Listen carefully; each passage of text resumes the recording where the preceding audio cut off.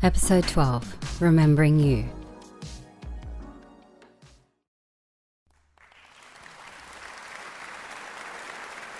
It's 1999 and it's a school talent show. I'm standing on the stage holding a microphone in one hand and gripping the hem of the red gingham print dress my mum made for me in the other. I clear my throat as my backing track begins to play through the speakers. The song is Pupu Kum Ase. Yes, I willingly chose to sing a Tamil song for my Year 4 talent show. In the weeks leading up to it, I would sit in front of my stereo for hours, pressing play, pause, and rewinding the cassette, writing down each word line by line. A time when I couldn't just jump online and print out lyrics. Now at 36, when I look back at that 9-year-old girl, I'm honestly surprised by the courage she had. But the funny thing is, at that age, I didn't think of it as courage. I wasn't nervous, I didn't overanalyze it, I did it simply because I wanted to and because I just wanted to have fun. Fast forward to 2007, it's the Year 12 talent show, and this time I'm not only performing the Spice Girls, I'm hosting the entire event with my co-host. Thinking back to this today, I'm not even sure how the opportunity came about, but like so many other moments in childhood, I just followed my intuition. There were no nerves, no overthinking. I did what felt natural because my heart told me to.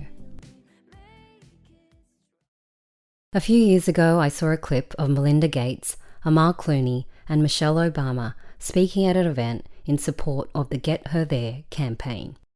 At one point, the host asked them, "What would you tell your 25-year-old self now that you've lived the life?"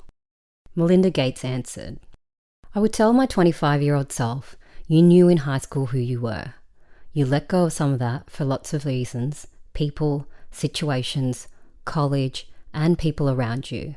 But you knew who you were, and once you re-be the girl you were in high school, is when you grew into the full woman that you could be."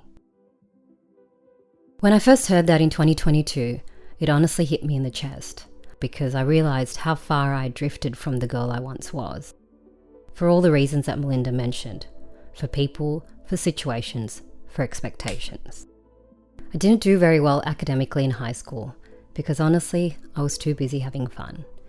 I dealt with a lot at home, I didn't produce the grades expected of someone in a selective high school, and yet I had this absolutely unshakable confidence.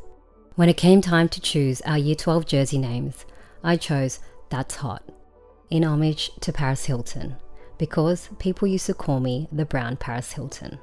I didn't care what anyone thought, I was untouchable. Then real life begins.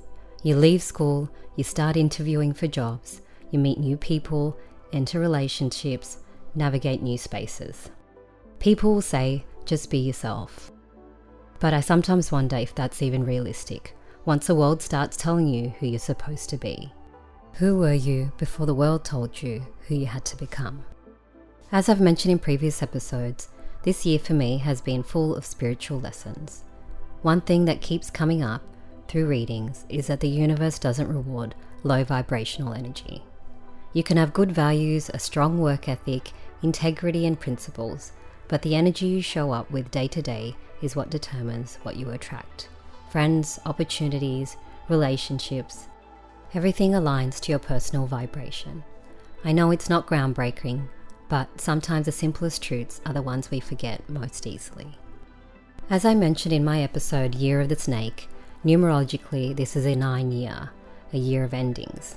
In Chinese astrology, it's the Year of the Snake, a year of shedding and letting go.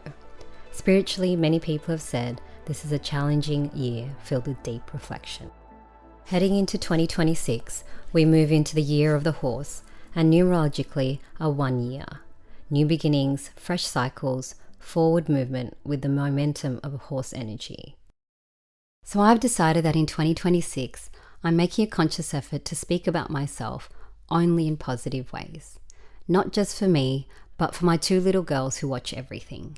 The world can already be so harsh. Everyone's carrying their own personal struggles. The least I can do is be someone who shows up for myself. Someone who is her own anchor and her own strength. There really are no awards for minimising yourself, or putting yourself down under the guise of being humble. And living in Australia, a country I've loved very deeply, I still see how strong tall poppy syndrome can be. So I'm wanting to choose differently for myself. When I reflect back on high school me, humble probably wouldn't be the first word I'd choose to describe myself. Confident and self-aware would be a little more fitting. But as adults, somewhere along the way, we're encouraged to confuse humility with shrinking ourselves. We're encouraged to be responsible and rational, but to the point that we stop listening to our intuition. And maybe that's what creates the distance between who we were and who we become. Sure, there will always be moments in life that humble you, with parenthood, work, and relationships. Some of that is actually necessary. It shapes you, softens you, and teaches you to slow down when you need to. But I feel like the real danger is when you get lost in those humbling seasons, when you forget the parts of yourself that were once confident, intuitive, and full of joy. The goal isn't to avoid being humbled. It's to take the lesson, grow from it, and then rise again without losing your spark. As I grow older, I wonder, do the right opportunities still flow the same way when you're living a society's version of how you're meant to be at a certain age? Or do they flow more freely when you stay connected to the real you, the one that follows your intuition over your brain? So in 2026, I'm taking Melinda's advice to heart, remembering to be the girl I was in high school who already knew who she was, but with the wisdom and experience I've gained along the way with work, relationships, and motherhood. So as we're a month away from the new year, I invite you to ask yourself, how can you bring forward the confidence, intuition, and joy of high school you, not to relive the past, but to guide your future? For this week's song choice, I wanted something that was fun and captured the nostalgic early 2000s energy. I chose I Run by Haven and Kaitlin Aragon.